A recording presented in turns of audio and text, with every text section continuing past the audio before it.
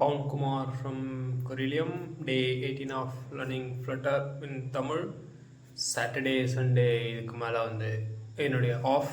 So அன்றைக்கி கற்றுக்கிறேன் இல்லைங்கிறது நான் தான் டிசைட் பண்ணோம். பட் எனிவே இன்றைக்கி ஒரு கோராட்டியூப் அப்படின்னு ஒரு ப்ராஜெக்ட் ஒன்று பண்ணேன்.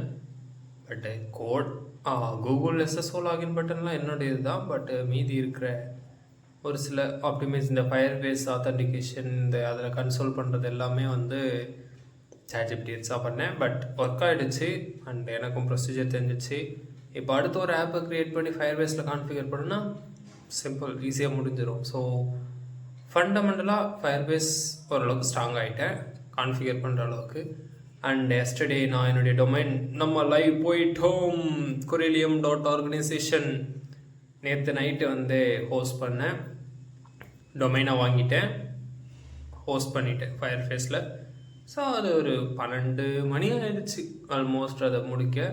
சும்மா ஒரு சாம்பிள் வெப்பேஜ் தான் இருக்கும். ஸோ இங்கே எங்கேயாச்சும் போடுற வெப்சைட் எப்படி இருக்குன்னு சும்மா பாருங்கள். சும்மா பில்டிங் தானே, அதுக்கப்புறம் மீதிய ஃபவுண்டேஷன் பில்ட் பண்ணுவோம்.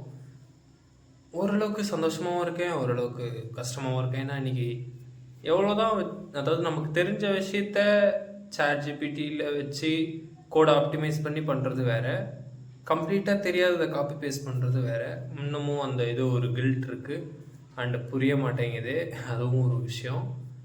அவ்வளோதான், வெப்சைட் லைவ் போயாச்சு, இன்ஸ்டாவில் என்னுடைய ஃபஸ்ட்டு ஃபாலோவர் வந்தாச்சு, ஹாப்பி. ஸோ அவங்களுக்காகவாது என்ன ப்ரொசீஜர் பண்ணுறேன்னு போடணும். சாட்டர்டே சண்டே ஆஃப், என்னுடைய வந்து பர்சனல் ப்ராஜெக்ட் நான் என்னன்னாலும் க்ரியேட் பண்ணிக்கலாம்.